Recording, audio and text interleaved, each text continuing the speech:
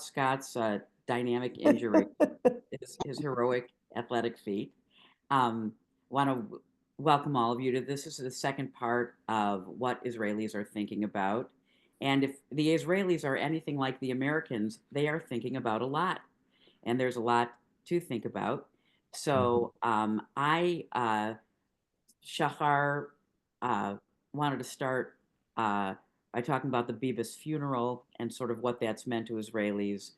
I asked him to talk about Israel's decision to vote, how Israelis are feeling about the vote at the UN with the United States. And I'm sure a very interesting conversation will flow from there. And remember that all the opinions shared with anybody are just personal opinions. We came together to try to understand what our friends and our brothers and sisters in Israel are grappling with in the same way that we're also grappling with a lot right now. So, anyway, thank you all for being here, and I'll turn it over to Shahar. Shalom, everybody. Okay, so are is everybody here from last time, or do we have new people? New people? Show of hands of new people. That's what I wanted, basically. Great. So my name is Shachar Gal. I'm a tour guide from Israel. I've been a tour guide for the last 15 years, and I used to be a shaliach in the United States, an emissary for the Jewish Agency, working with the Jewish community of Chicago. My daughter was born in Chicago. I came back here. I have a company here, and it's called Hands on Israel, like really grabbing your tour by the hands and deciding all of the things yourself. And I try to have tours that are very engaging and very interesting, and that people feel like they own their tours, and really it's like their decisions as they're walking, and also to have an amazing time here, and hopefully after this terrible war we'll have a lot of people come and strengthen Israel. I am sure I would love that. And so last time we touched on a couple of things. We talked briefly about parts of history about the conflict between us and the Palestinians. And we talked about the 7th of October and the terrible thing that started this war. And we talked about the war, and we talked about hostages. And I really want to basically continue on from there. It's my hopes that really actually this turns into something more than just one or two meetings, but maybe something that happens once 2 weeks, 3 weeks, maybe a month, and a place for you to hear new opinions and to ask questions and to debate things with fellow members of the community, and not only with myself. I do this with a couple of more communities in Chicago. On the North Shore, I have one community that I talk to, and in London, I have a community that I talk to, and I find that it's really lovely, also for the community itself, because not all the time do people have time to meet in this kind of round circle and talk about interesting things to them. I hope this is going to be interesting for you as well. So, just so you know, I'll step in that the idea to have Shachar come and speak with you now was sort of motivated by the idea that what the collaborative would ultimately like to do, as he said, is have sort of like a monthly forum, maybe in an early evening, so that even East Coasters could come, something like that, really to talk about what Israelis are thinking about. And even though Shachar, I just want to say, certainly has his own personal opinions, he knows everybody. He knows what the community, what the more right wing people are thinking about, and what's working, what isn't. So I just want you to know if that's something that's interesting to you, I'd love to know because we'd love to get that started. And I just wanted to do that. Thank Great. I don't know if I know everybody, but I do know different parts of the Israeli society. Hopefully, I could be an echo to a lot of different people. As much as I want to be objective as possible, I'm sure I'm not totally objective and also insert my own views, but I do aim to show you different parts of the Israeli society and what do they think, and I can try and talk on their behalf if you are interested in hearing from the ultra-Orthodox, from the settlers, from the lefties in Tel Aviv, from the right-wing traditional, from the seculars, Zionist kibbutzniks, and they all have different opinions. And I have friends in the Arab Israelis, of course, and I have friends in lots of places, and I kind of know what the feelings are in a way. So I wanted to talk about the Bibas family, not only because, in a way, I don't know how to say it. I'm a nonconformist, and it kind of became a circus, I feel, around it, like with the redhead and the, Batman and the different things. We kind of made it Americanized, where there was a couple of symbols, and they appeared, and they became kind of the face of the people who were hurt on the 7th of October.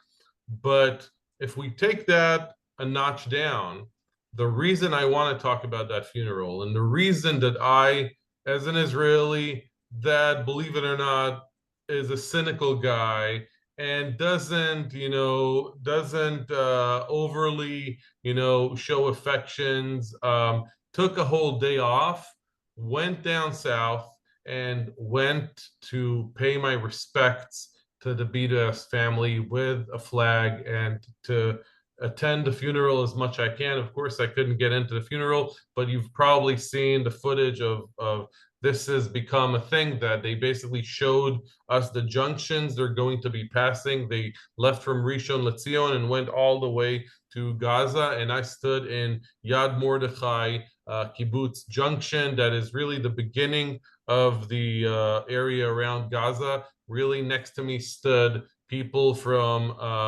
the kibbutzim that were hurt that 7th of October, stood there and watched as the minibuses with Yarden Bibas, the father that survived, and his 2 kids and his wife, as they passed through us. Is because I think, and this is why I think many people in Israel kind of took this day as a day of mourning, is that it's not only about the Bibas family, it's that we didn't really get to mourn over the fallen people on October 7th, and I'll explain.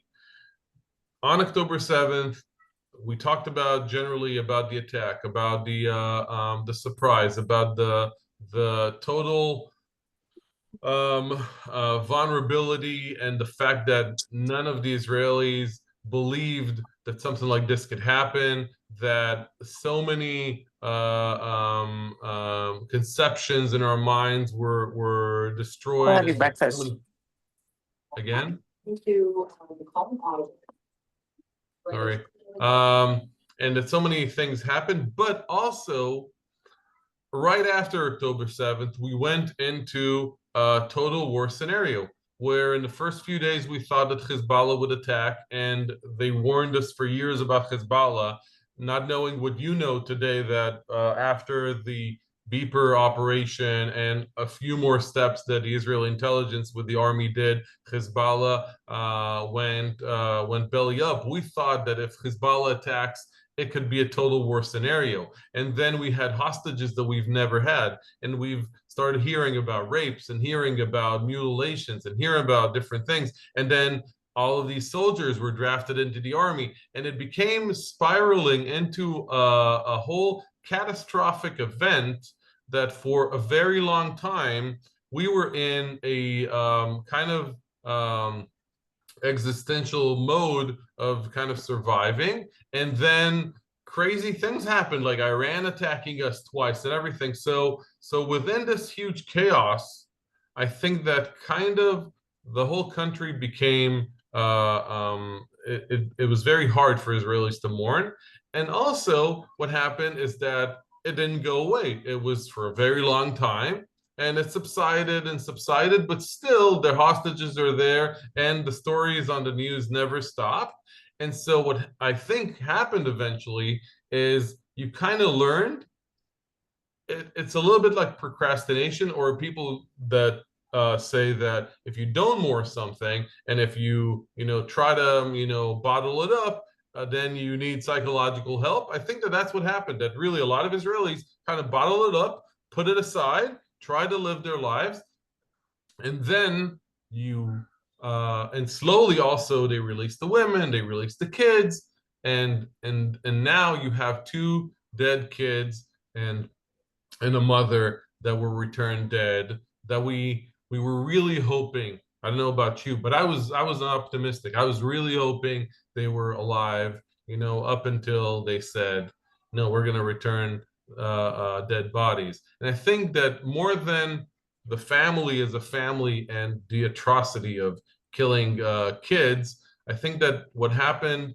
in Israel, at least, is that many people, it opened up kind of the wound that they didn't treat, that they didn't approach, that they didn't talk about their friends that they know something terrible happened, or a soldier that they knew that died, and horrible stories about whole families that were killed, that we just had to put out of our minds somewhere in order to deal with this crazy situation, and it kind of brought everything back. And so I think that that was the case for Israel.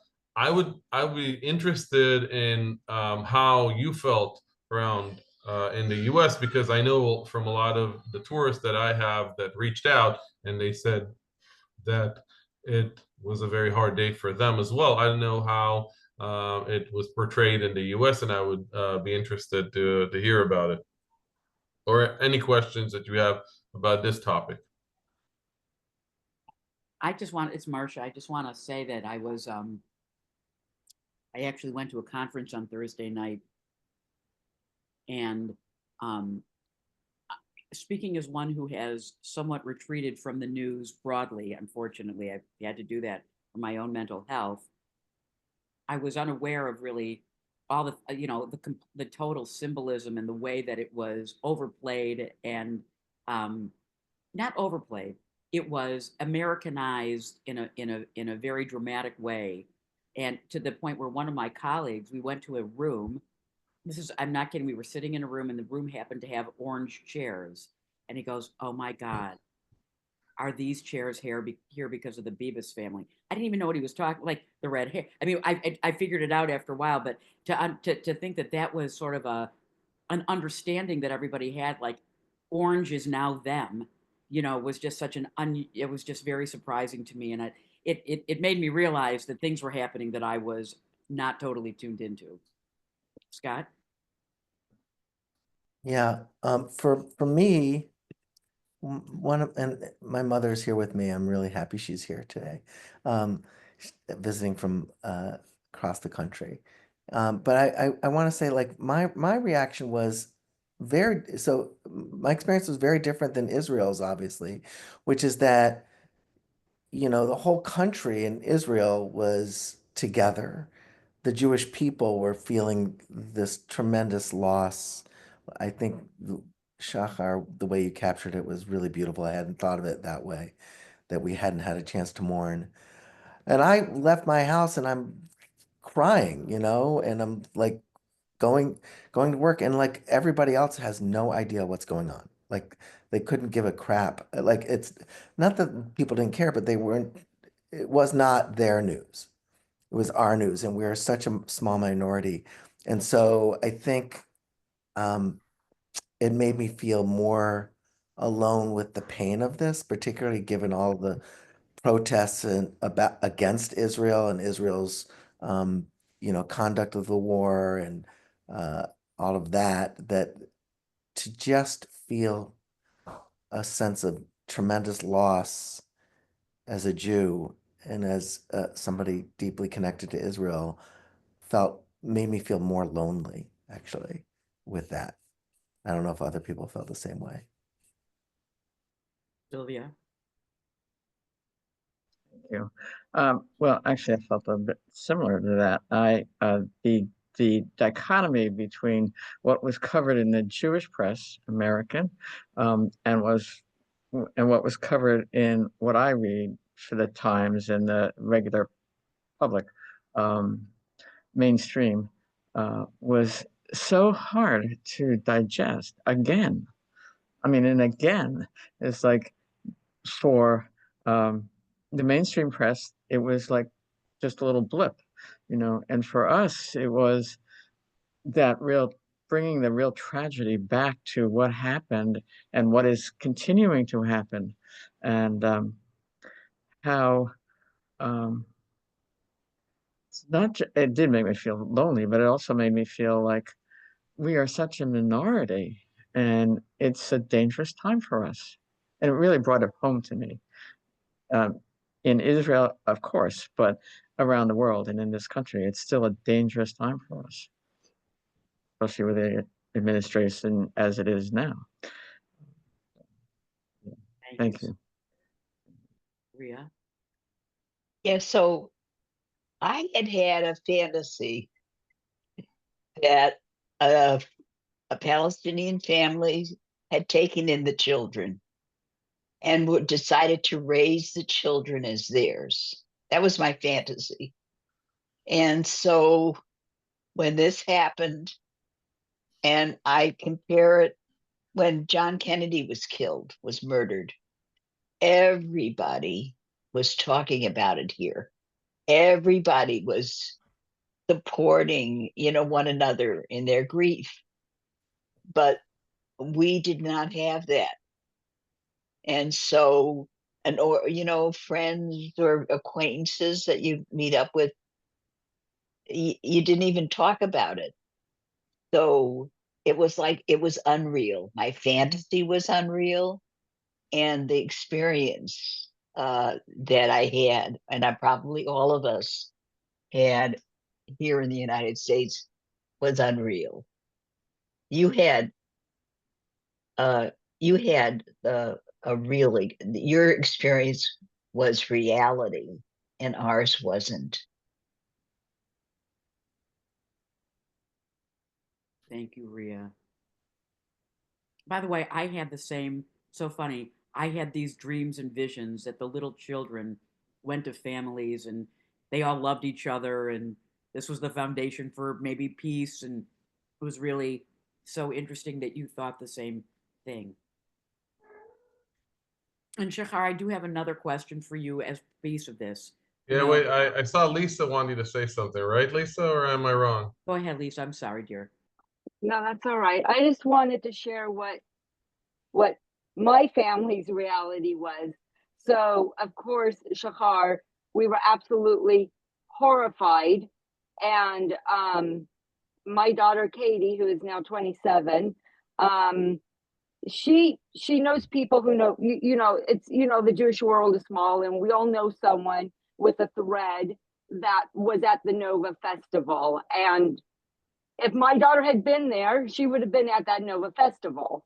And so, but she lived her own nightmare because due to it. She was in Boston at Boston University in the social work program, and she was harassed and she was bullied and she was yelled at in her class by her classmates because she is a proud and loud Jew.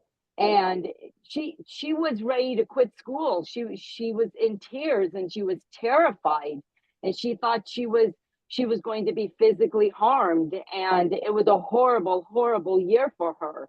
And that was her she lived her own nightmare because of what happened.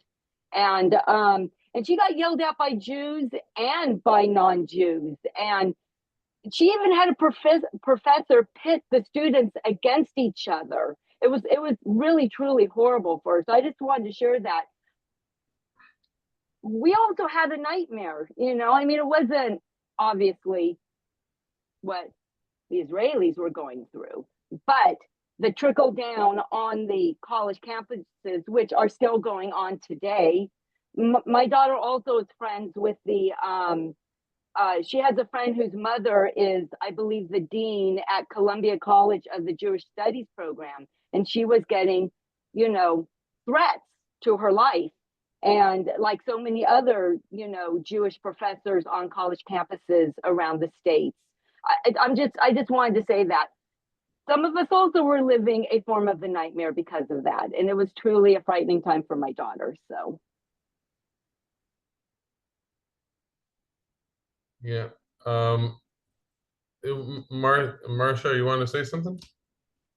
No, it's okay. Thank you, Lisa, Okay. for sharing that. So I wanted to share something with you in continuation of what we talked about last time, because I want to kind of separate it into two things. When we talk about what are Israelis thinking about, I want to talk about today in a little bit, but I do want to share one more piece of the puzzle that I left out last time, if it's okay by you guys. So if you remember, I had talked about the 7th of October. Of prior to that, of what we had in Israel, we had rallies and we had disagreements between this new government that was a very extreme government, and we had a lot on our plate. And then October 7th happened. And I talked about, if you guys remember, about my wife's uncle and his wife that survived in a security room. And I had talked about a kid I knew that died at the Nova party, and a soldier that died. And I thought about, the kind of like a missing piece that I would love to try and talk about was what happened like in the first few days of the of October 7th, where I was at home, and while I'm at home, I'm getting a lot of bad news from all over. And of course, the media is talking about different things. And in the initial stages, I hear that her uncle is in the security room and barricaded, and it's okay, nothing's happening, and he was lying. He had to fight terrorists outside her house and barely survive after 36 hours. And I hear about like I opened Facebook and I saw the family that I know post a photo of their kid saying he was last seen in this public security room. Here's a picture of him, and we haven't heard from him yet. And we talked to our son's nanny, and she says my son is out of communications. We don't know. He's fighting. There's fighting going on. Maybe he's okay, maybe not. Maybe he can't go to the phone. And within a few days, we hear that their son that was in the Nova party, he was gunned down at the public security room, and her son that was a soldier was gunned down in his base, Kisufim base. That was one of the first bases that were hit. And I went to two funerals, and I remember in my hometown, there were a couple of funerals kind of like day after day, which was insane to begin with. And 3 weeks later, and we had met with my wife's uncle, and he basically told us things that really made us shiver. He said, they took me out of the security room. I was happy that I was alive. I was walking next to bodies of people that I knew, and they took me to like a central area that they got everybody together, and we kind of found, oh, you're alive, you're alive, you're alive. What's going on? What happened to this guy? What happened to this guy? And they took us from the Gaza area to a kibbutz called Shfaim. Maybe some of you know Shfaim. Shfaim for Israelis, and this is a dichotomy that I find crazy. Shfaim has a water park. That's why everybody knows Shfaim. It's a kibbutz in the center of Israel, and it has an awesome water park that I used to go to as a kid. And it also has a convention center. So they took the whole kibbutz of Kfar Gaza to Shfaim, and they housed them there. And when they got there, they realized how many people they knew that were dead, how many people they knew that were kidnapped. And also what happened was that a lot of Israelis hoarded outside the kibbutz saying, hey, we want to help. You know, we want to do something. And so they did a lot of different things. And you probably heard about this, that a lot of Israelis volunteered in something, and they set up this kind of like supermarket with all of the different donations of things, because people came with nothing, and they entered a supermarket and they didn't bring anything from home, and there was like a huge area where you could just grab whatever you wanted. And especially he said that there were a lot of kids that got like an unbelievable amount of toys. Like a minute ago they were terrorized, and now they have tons of toys, but they're not really happy. And in the next few days, they started to get things in order. He was he was the mazkir of the kibbutz at one point. He was one of the heads of the kibbutz, so he had to kind of put things in order and say, okay, we've got to start funerals, and they started having funerals. And he said, and this is what caught me, that they had to limit themselves, him and his wife, to 2 funerals a day, because there were so many funerals that they had to limit themselves. Now, I don't know how much you guys know about kibbutzim, but kibbutzim, everybody. There's about 300-400 people in every kibbutz, and even if you don't like them, you know them all your life, and so even the ones you don't like, you want to go to their funeral. In a regular time, you would go to their funeral, and you're like, who do I go to? This guy or that woman? This guy, we're more close, our family's more close to them, or more, she was our teacher, she was our, this, he was our gardener, he was, and then he said that so many people died in such close proximity that they didn't have enough room for shivas. And so what they did was, and this really blows your mind, like they opened up a whole field, and they put shiva tents, huge tents for every family, and they basically spent the next month going from family to family, from shiva to shiva to shiva, and sitting. It's like the world's worst amusement park, and a lot of Israelis spent the month and more after going to a lot of funerals, a lot of shivas, while rockets were falling on Israel. Hamas at the time, if you remember, still had a lot of rockets. Hezbollah had a lot of rockets. Iran threatened to have a lot of rockets. We didn't know what was going on. And so I'm trying to get you into the mind frame of how crazy this situation was, and how affected each and every one in Israel had in the next few weeks. And I'm not even talking about a lot of people, and they never checked this, but I'm guessing 30 to, I don't know, 40% of Israelis that their immediate family member died, of their big family, that were, in a state of mourning because they're never going to see their loved one again.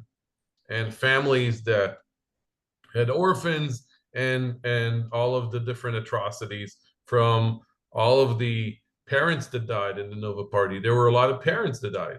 There's a lot of families now that the grandparents are raising the grandkids because the parents died, or one parent died, things like that. And so I think that I'm also connecting to what Lisa was talking about. You were getting the other hand, the other side of the craziness of the rallies that were happening. We were neck deep into the craziness that was going around us, and really without a full understanding of what's going to happen while they're drafting 400,000, reservists that were going to war. And in the initial stages, they were like, okay, we're going to go into Gaza, and it's going to be hell. Like, they prepped for us going in. They've booby trapped everything. Tons of soldiers are going to die, in the initial stages. We don't really know. No.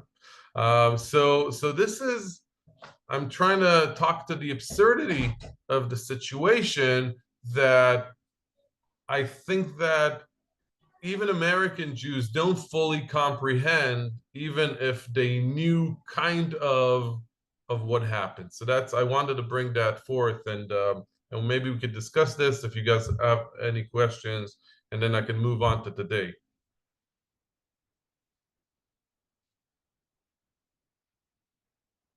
I'm sorry, I'm springing this on you, but if we don't have questions, I'll continue. Yeah, sure. I'll just chime in and just say how devastating to hear this and to put myself back into that moment. And I'm sure most people are feeling that right now. It's just, it's very, very upsetting and so sad. And I'm also, as a political scientist, I'm thinking about the ramifications of that experience for Israelis as the world situation and the political situation and the war situation is rapidly changing. Like you mentioned, the attack by Iran and the United States and Europe, European Union, Britain's assistance there, and just sort of the head spinning rapidity. It was so fast, everything's changing, and yet the emotional condition of the Israeli people is something that I don't think was front and center, that most of us were really thinking about at all, even American Jews who are connected. And I think to really think of it from that perspective uh, makes it even more upsetting what Lisa was sharing about. Like, I'm sure you guys were seeing protests 2 weeks later after this happened on Yeah, yeah, television and how that we must did. have We felt. did. Yeah. רגע, just a minute. רגע, אודי, לא לשחק עם זה. לא לשחק עם זה, לא, אני לא יכול שתיגע בחוט. בוא רגע, אני רוצה להראות לך את האנשים פה. Here, by the way, I want to introduce you to this guy. This is Udi. This is the future generation of the Gal family. תגיד שלום. Shalom. Shalom, yeah.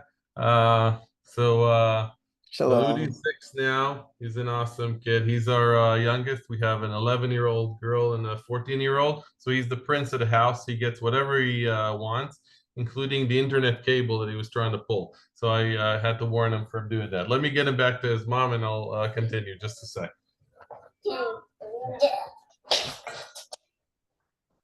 You know, Scott, that you know, when your teaching has been impacted, and when you we're going to have that class about the history of what is Gaza and all of the and I was just talking to Scott and about how the impact on his teaching at Cal State Fullerton, and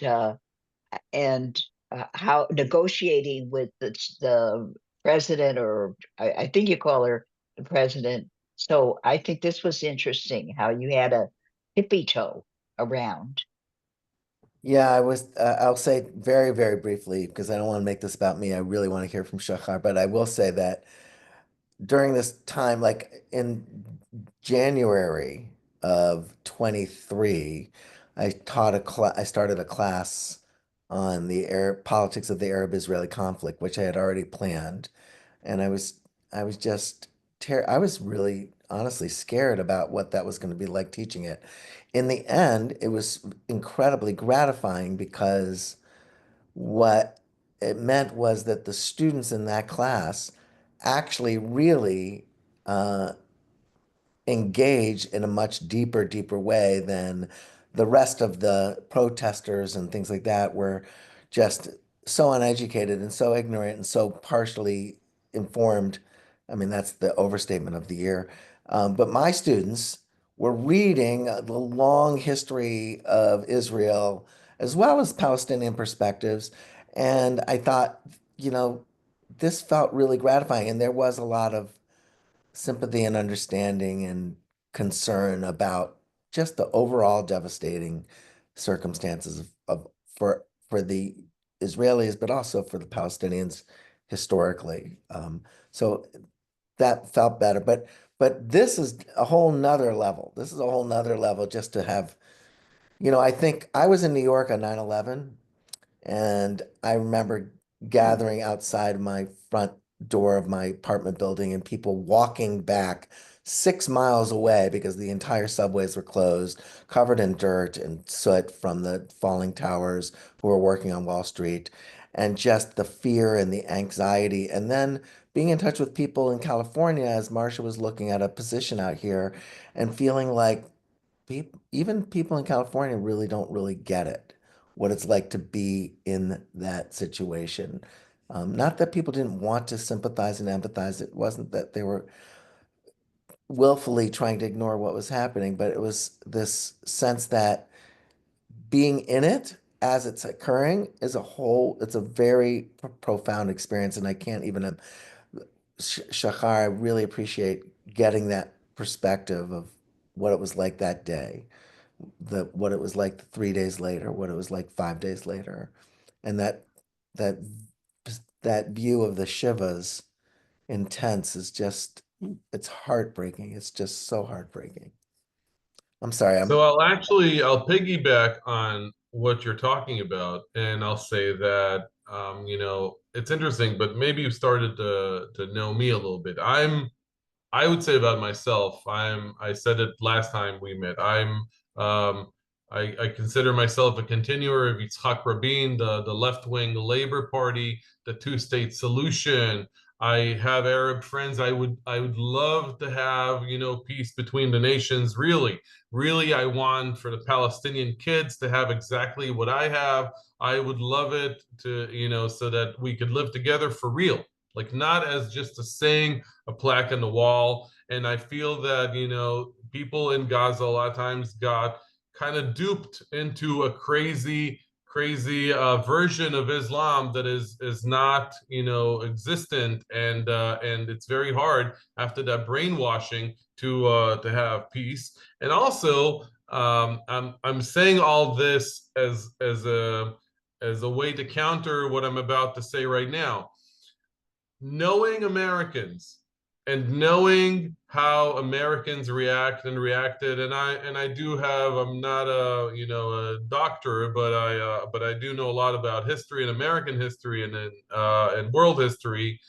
um, I want to even advance what you were talking about. I give this example a lot of people a lot of times compare 9/11 to what happened to us, and not to say anything, about 9/11, but it was way more than the effect of 9/11. 9/11 was not totally an isolated terror attack. It was a crazy terror attack in different places in Washington, New York, and everything, and took a huge death toll.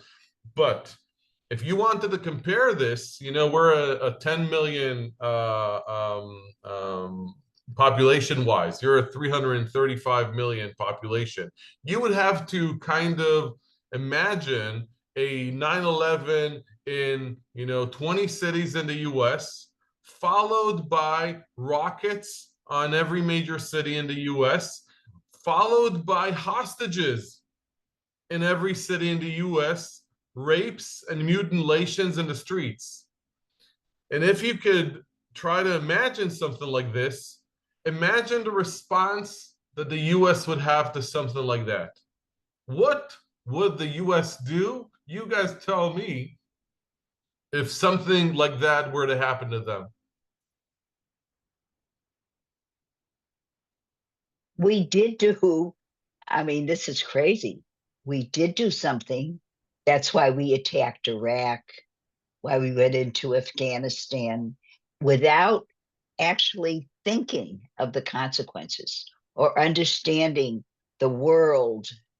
And so that's one of the dangers I see, in a sense, October 7, either as the trigger point or part of the trigger point that is leading the world into unbelievable chaos.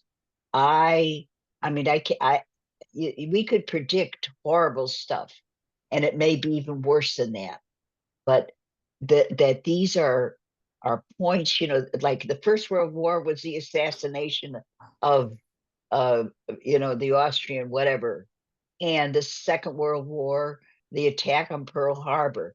But we have multiple things that have been happening, and it's scary.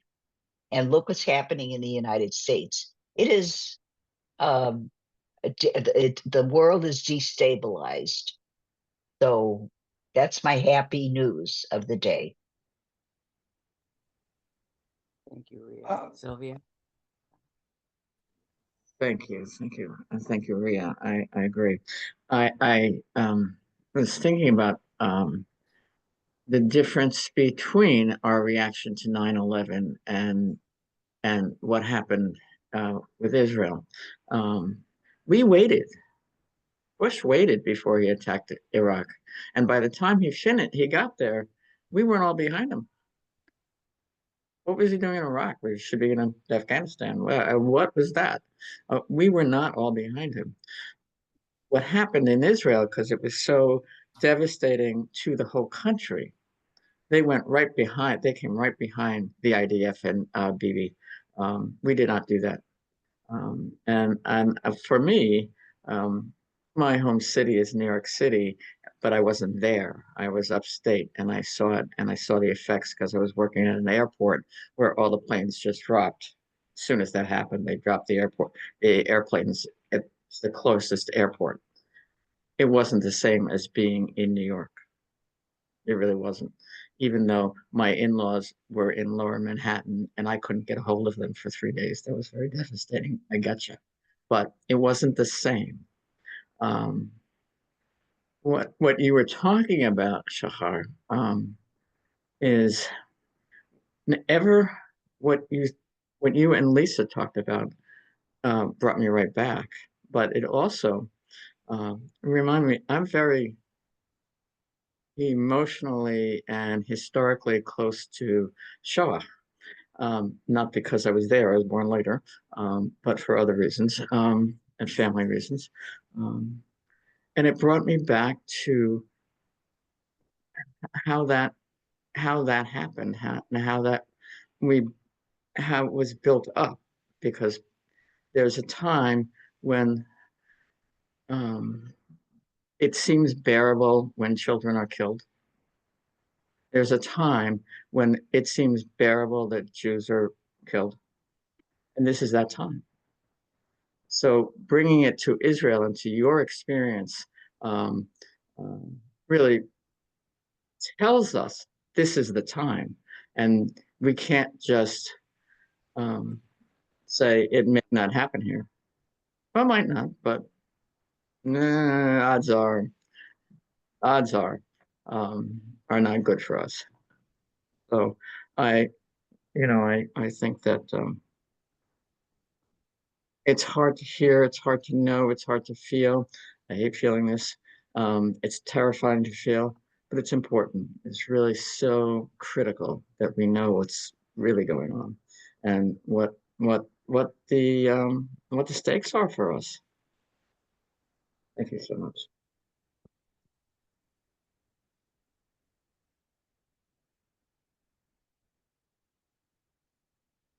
Let's see if I can get.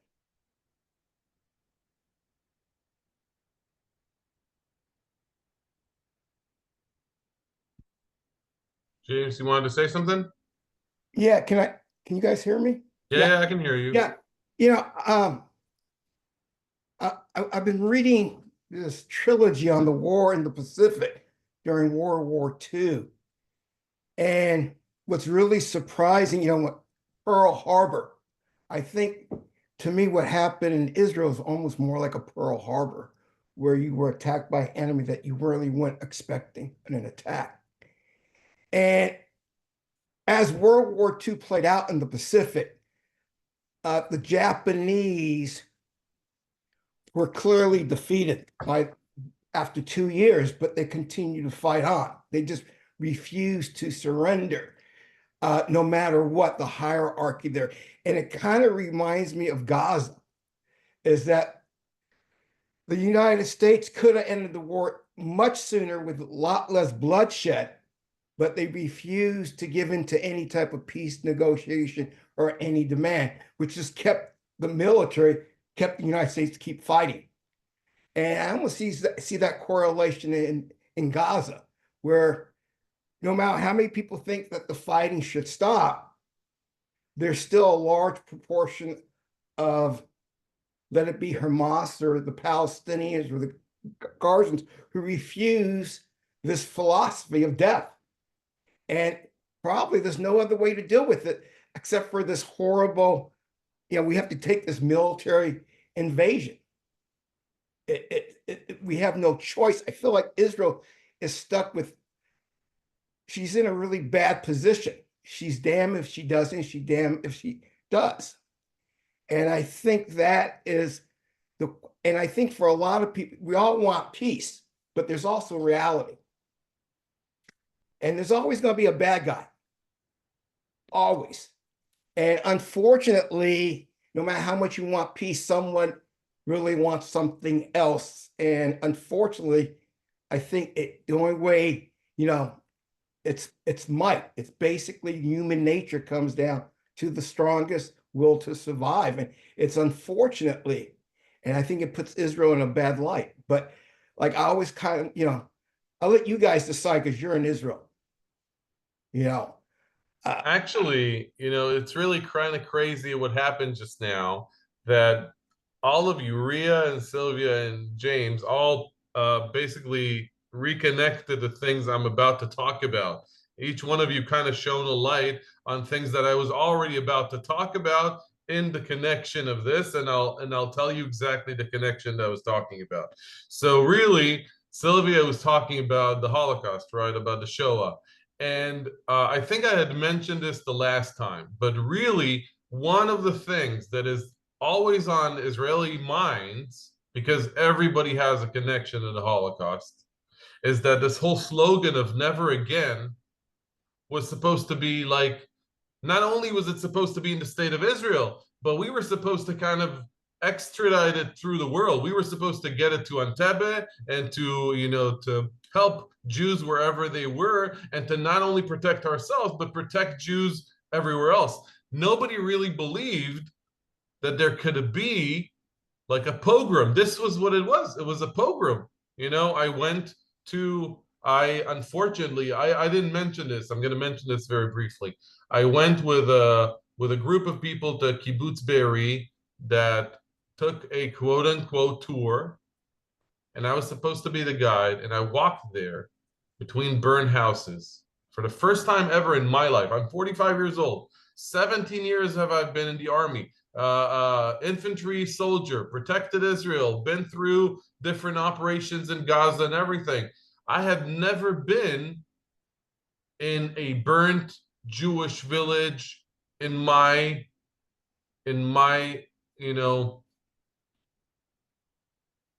I never thought I would be in a place like this, So it totally drives it home, Sylvia, with the connection to the Holocaust in our minds, that there could, how did this happen now where this was what we were supposed to be stopping?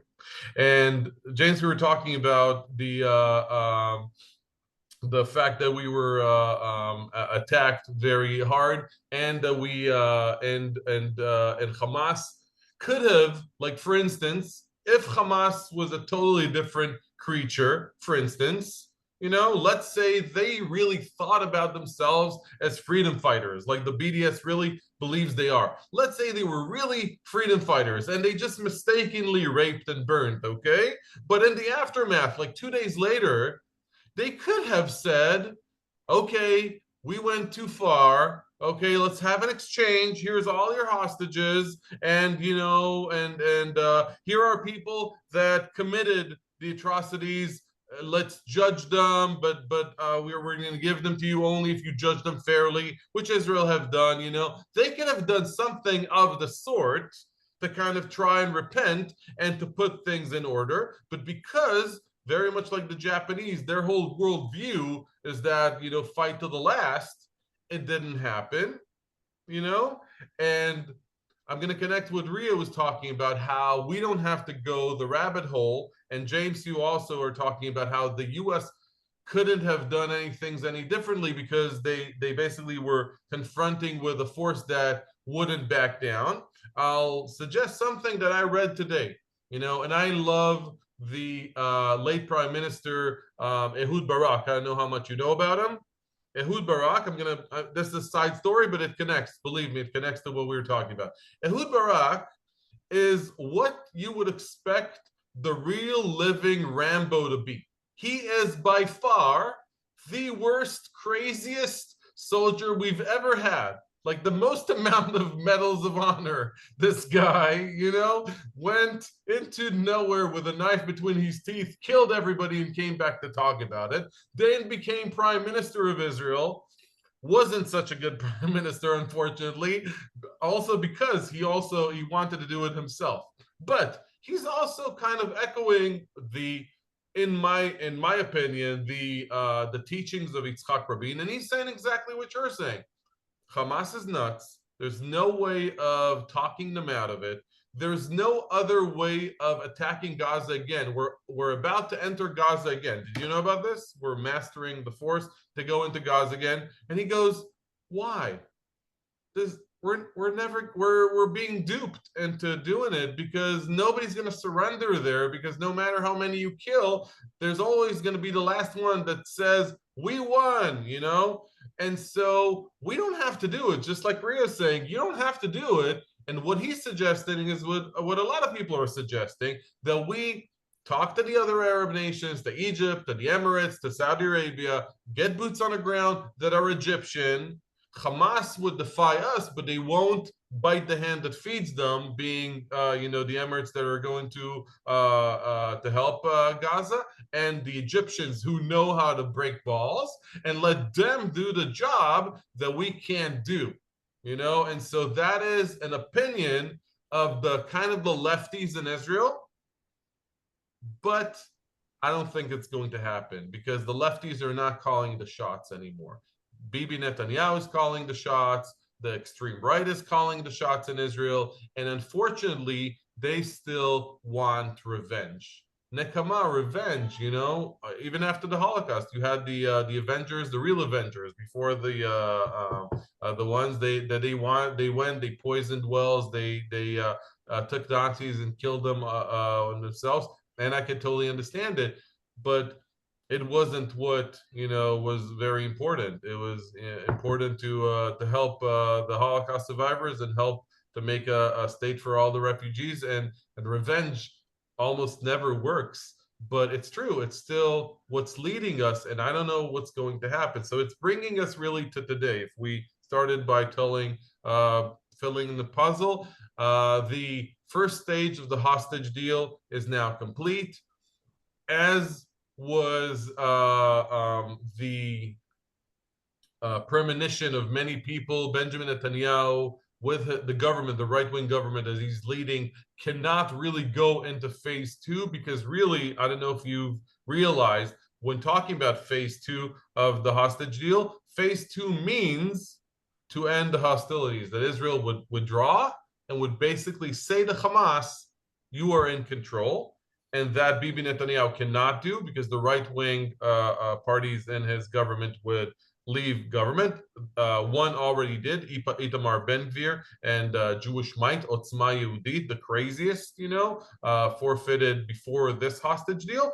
And he's hanging in by a thin thread. And so I don't know exactly what's happening. I'm hoping, okay, as a lefty, I'm saying it, I'm hoping we're actually, drafting people and drafting soldiers in order to show Hamas this is what's going to happen if you don't comply, and forcing them really to care about their people and to say, okay, let's.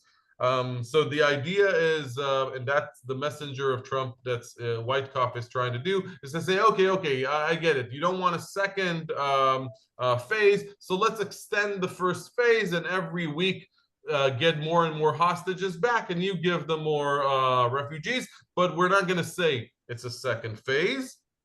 I don't know what's going to happen. It's a very complicated matter, but it's interesting because I feel that every one of you kind of addressed something that's happening that is really on a lot of Israelis' thoughts, and also in our debates, when right wing and left wing in Israel are coming together. The right wings would say, till the total victory, go into Gaza again, find whoever you need to in whatever hell tunnel you can find and pressure them to tell you where the hostages are and get them out by military force. And the lefties say you're just going to kill them. You know, there's no way that we won't kill the hostages at this point, because we've seen what happened every time we got close to tunnels that they thought were going to release hostages. They killed the hostages first. I don't know if you guys know about this, but there was a tunnel with 6 hostages that we found them, that a minute ago they were alive, and they killed them because they heard the army. We didn't even know exactly about the tunnel that they were in, but they killed all the hostages that were in that tunnel, and those are the orders that they had to continue. Shachar, I Yes. I just want to say, I don't think it's the lefties. I do think it's just a different way of understanding human psychology and human nature. Like, what Right. will it mean to go this route versus what would it mean to go this route? I just wanted to point that out. And the other thing um I wanted to ask is that, is there anything really different now in Israel with a different kind of American diplomatic support than you had with Anthony Blinken? I mean, I don't, maybe Israelis can't tell the difference, but I'm wondering if they can. I'm sort of just interested in that because, the United States, you can say whatever you wanted, really did invest a lot, tried to really help do something, and obviously it was very difficult. And so I'm interested in what's changed now with the different players from the US. Um, it's very diverse, the opinions, but if I narrow it down a bit, if we talked about the initial stages of the war, the initial stages of the war, where I remind you again, because it's very important to know, when Hezbollah was very strong, when we thought that Hezbollah could take out 60% of Israel, that's what we were told. That at the time, at the beginning of the war, Hezbollah was almighty. They had 200,000 to 300,000 rockets, and especially they had a bunch of rockets. We didn't know exactly how many, 50,000 of them, that had precise aim, and they could target our military operations. They could target electricity factories. They could target things. They could black out Israel. They could take out hospitals. Once the US and Biden basically said the famous don't, and brought warships around, I think that many Israelis valued, the last administration very much. Slowly with time, I think, and with kind of propaganda from Netanyahu to try to say, oh, look, they're not bringing us the weapons we need, and they're putting a wedge between us and the bombs we need and the things that we need. Trying to appease the American politics and trying to appease Trump. I think that a lot of the right wing started to think less and less and less about the last administration. And ever since Trump came around, and I know it's true for you as well, it's been a crazy whirlwind, But I would say that, a lot of Israelis, you don't like the word lefties. I'm going to use it anyhow. Even if they hate Trump, even if they really despise him, love the fact that the whole attitude of the landlord went crazy also put Bibi in line in his government that didn't want to stop the war for a second, and Trump kind of came and told him, no, you're going to a hostage deal. That like the Biden administration was trying to get him to do a while back, and he was hinging on the Philadelphia line, we're never going to give that up, and something like this. And Trump says, no, do it. And him fearing Trump, in a way, he got him a little bit to the left, which is kind of weird, into a hostage deal that I don't think that Bibi would accept himself. And so I'm happy that at least with this whole whirlwind, it got to the point that that the hostage deal took effect, and so many hostages are with their families and back home. Now, I think that we don't know what to expect, because we don't know if the whole like if the whole the U.S. taking Gaza ordeal is a spin, is something that he means to do in a later time if Hamas defies him so much. We just don't know. I don't think you guys know. You know, it's kind of it's such a crazy method of diplomacy. You know, getting Zelensky in a room and telling him off and getting him out of the U.S. is something that I don't think any American leader has ever done. You know, that even Americans are like, what did you just do? I don't know. I'm asking you guys.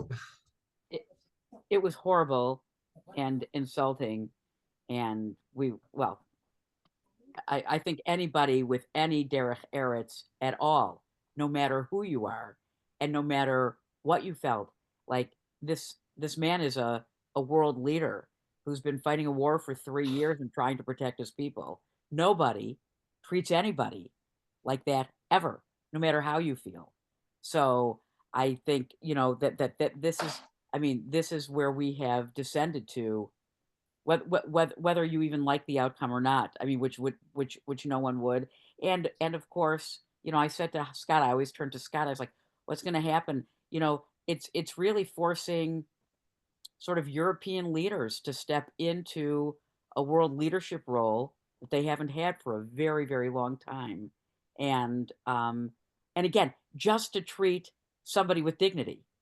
I mean, that forget what's going to happen. So it's very hard to know. I'd like to hear what some of we can sort of close on this. But and just to say that I will work with Shachar to see if we can schedule a forum, an ongoing forum, what Israelis are thinking about. And we need to find a time that's not this time, because this is our ALI time, but um, maybe during the day. The problem is, of course, he's 10 hours ahead. It might actually be like, Sunday coffee with Shachar, where it's his nighttime and it's 8 a.m. our, 8:30 or something our time before you get on your Sunday date, so that we can have this ongoing opportunity to learn with him.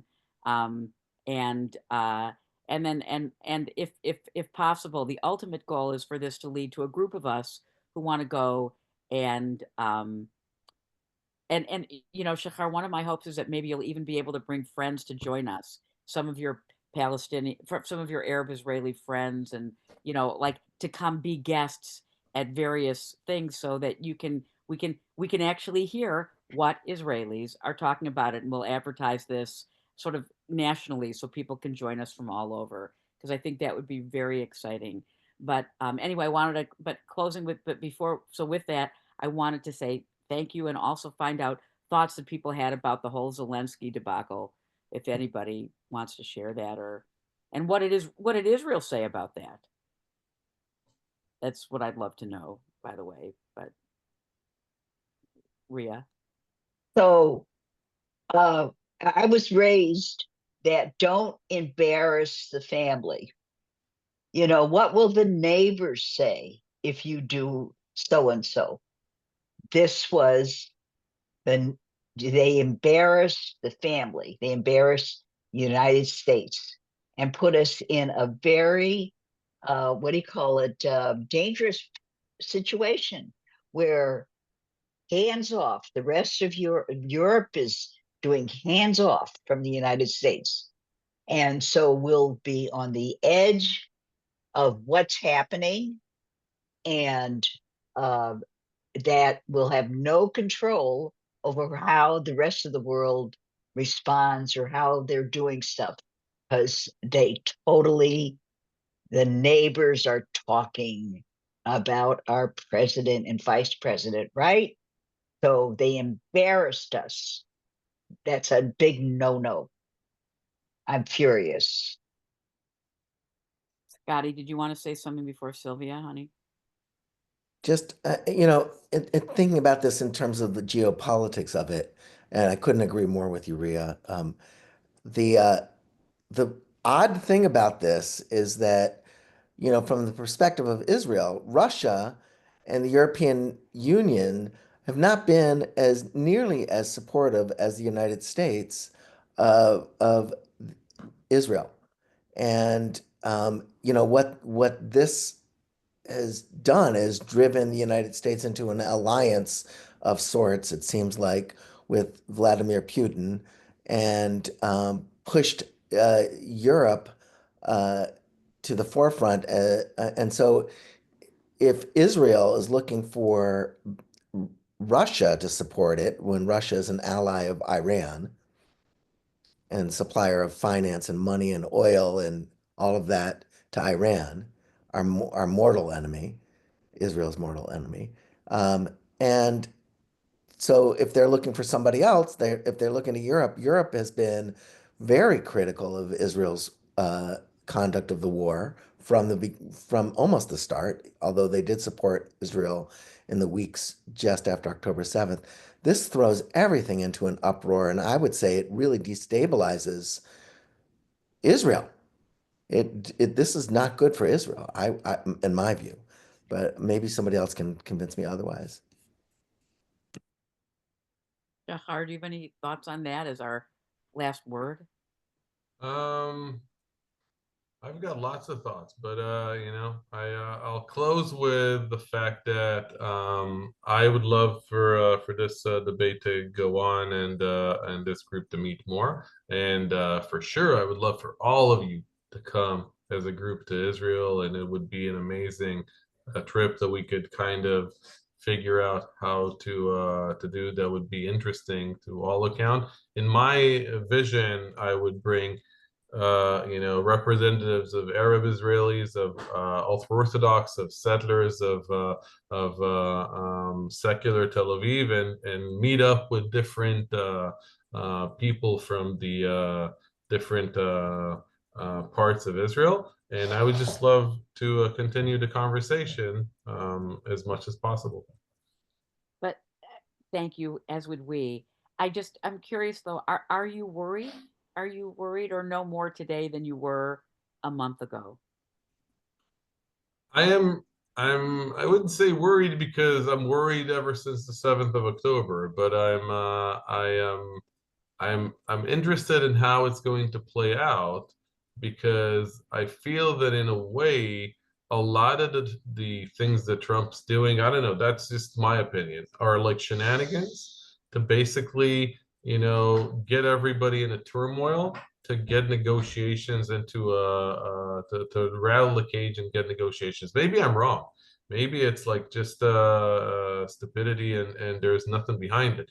But I feel that a lot of the things that he's saying about Gaza, for instance, are not in order to, of course, the U.S. taking Gaza or putting boots on the ground in Gaza. I don't think he's going in that direction. He's like, Arab nations, I want you to, realize you have to participate in doing something over this, which is in a way also pulling the blanket away from them. When Syria refugees ran out of Syria, all of the European nations took them in, and Egypt is saying from the beginning, "Oh, we're not taking any Palestinians. We're in favor of the Palestinians, but hell no, we're not taking any of them in." And really, and Jordan's saying the same. And really, the question is, why aren't you? Aren't you in support of them? Don't you want to help your fellow Muslim members? No, we don't really, And so in a way, I think that it might be, a way to get things raffled, but I don't even know. It's so crazy that I don't really know. And on that note, everybody, we don't really know, but the best thing that we can do, and I think the biggest gift to ourselves really is to keep talking and to talk to people who can help us filter our own complex sentiments and fears and thoughts. It's great to have community. Alan, so glad you joined us. And I don't know who RS is, but we hope that you got something out of this. Lisa, you know, really great to have you part of this conversation. Next week, for our regulars, David Lazar is back for a 4-week tour of the book of Proverbs. It's going to be very interesting. He's been teaching that in an ongoing way with his group in the desert. And what he's going to do is sort of a 4-week uh, like synthesis of some of what really makes that collection so interesting. So I do hope you'll plan on joining us for those 4 weeks. We have some other interesting scholars lining up for April, May, and June. And Shachar and I will get back to you with the ongoing, what our Israelis thinking about. Thank you all so much for being here.